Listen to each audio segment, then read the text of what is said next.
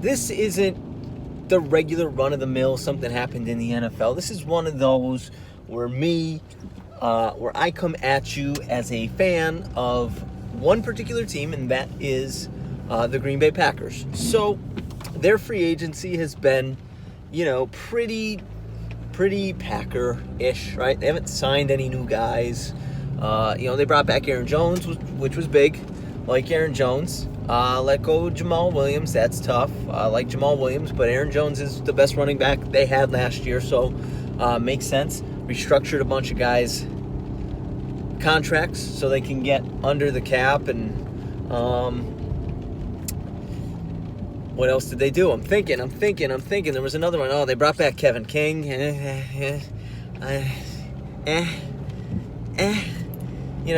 Kevin King got burnt a lot there in that NFC Championship game. He was, But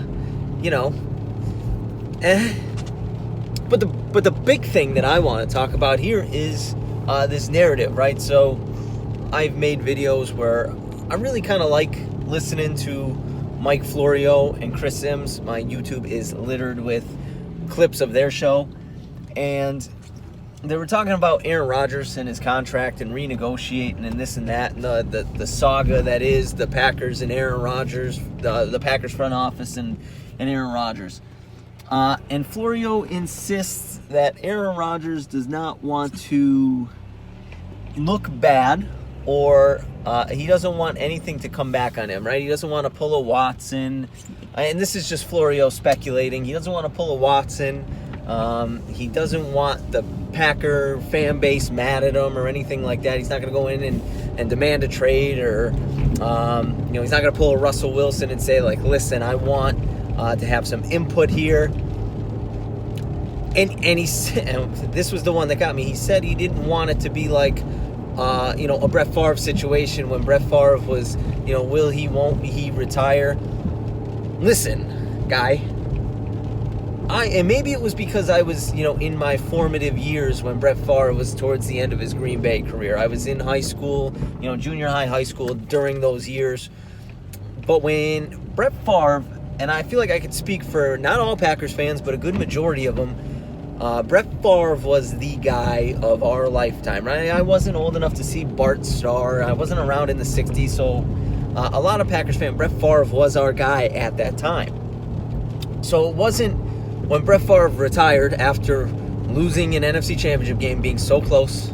I think they were 13-3 that year, being so close to the Super Bowl, one game away, and it's just an awful Brett Favre interception where he throws off his back foot to the flat and Giants pick it off, and that was all she wrote. And he had that press conference. I think it was right after the game, maybe the day after the game. It was real close, real soon after. And he was crying up there, and he's saying, I know I could still play. I just don't know if I want to. And it was a big emotional decision. And, I was distraught because I'm like, geez, we drafted this guy 4 years ago, Aaron Rodgers. He could be good. I'm not sure if he's any good. But, I'm a Favre guy, so, that one hit hard. And then Brett Favre said, listen, boys, might have made an emotional decision. Might not have wanted to go to training camp, but I think I want to play now. I think I want to play. And the Packers said, heck no, we've moved on. We're going with Aaron Rodgers. It wasn't like, I don't know where Mike Florio got this, but as a Packers fan, it wasn't like relief. I could know, so that was 2007, 2008, so I'm 16 years old-ish, 17, 15, somewhere in that range.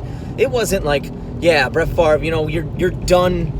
You're done playing with our emotions, retiring, unretiring. It was like, no, this dude wants to come back. We were just 13-3, one game away from the Super Bowl. Bring him back. What is this Aaron Rodgers? This Aaron Rodgers guy hasn't done anything. He's played in one game against Dallas, looked pretty good, but what are we doing here? I don't want this guy. Screw Aaron Rodgers. I want Brett Favre. And I guarantee most fans, maybe not most fans, I'm a little more salty. Like Brett Favre, I grew up with Brett Favre.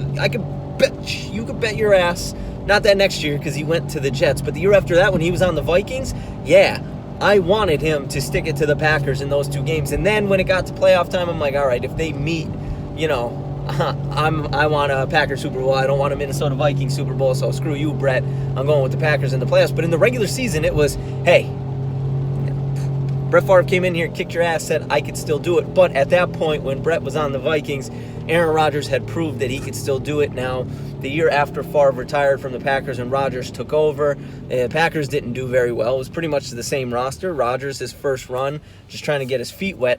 They were 6-10, so it wasn't. He didn't light the world on fire, but he had a pretty good statistical year, and you saw flashes. Like, you knew, all right, we're gonna be fine with this guy. And then that next year, when Favre was on the Vikings and he made his run to the NFC Championship with them, I mean, made it to the playoffs, had that big offensive explosion, that big offensive shootout against the Cardinals, where it was like 51-45. Rodgers proved, and then the next year he won the Super Bowl. But it wasn't like relief from Packers fans when Brett Favre retired and came back and wanted to come back, and they shoved him out the door. And I can assure you, I got off topic. I just wanted to reminisce there. If Aaron Rodgers needs to hear this from me, just a Packers fan in Northeast Pennsylvania, but you go in there and you start demanding things like, I need a number one, I'm gonna sit out. I understand that the media outlets that don't care about Packers fans, just trying to come up with stories, call you a diva, this and that. You start demanding things like, hey, maybe we should draft a receiver. Like, let's draft a receiver. I ain't restructuring my contract. I don't want to be a lame duck, all that. Like, you start speaking up, I promise you, Packers fans, most of them, a good majority of them, gonna have your back. Because, you know what, Brett? Or, you know what, Aaron? Sorry, Brett Favre's on the mind, called him Brett. You know what, Aaron? We want the same thing. We went through a cycle where we had an all-time great quarterback named Brett Favre, and some of it due to his gunslinger mentality, only got one Super Bowl, but probably should have had more with him. And now we have another all-time great, maybe even better, most probably better than Brett Favre, and have only seen one Super Bowl. And, not so much the fault of you, Aaron, but the fact that they stopped surrounding you with people. Like, when you won the Super Bowl, the defense was pretty good, and then it was like 3 straight years where we had like the worst defense in the NFL, and Dom Capers kept staying. Like, he kept getting rehired, he kept getting extended, he didn't get fired. Like this year, I mean, we didn't need a backup quarterback. He wasn't even a backup quarterback. We didn't need a quarterback that was going to be inactive all year. We needed a athletic linebacker. We needed defensive tackle. We needed a number 2 receiver. So if Mike Florio's right, Aaron, and I'm talking to you right now because I know you probably watch these, because what else are you going to do, man? If you want to speak up, we'll have your back. You know what I mean? We're not going to turn on you because, let's be honest, the good majority of us Packers fan kind of want the same things for you, man. We want you to get another Super Bowl, maybe another 2. We want you to be the quarterback as long as you want to be the quarterback. We want another receiver for you. We want some better defensive pieces. You speak up, man. You speak for all of us. We won't turn on you, I promise. Packers fans, let me know. Watch a video. Subscribe to the channel. You know the deal, but that was my rant today about the Packers, Aaron Rodgers. Speak up, man. We got your back.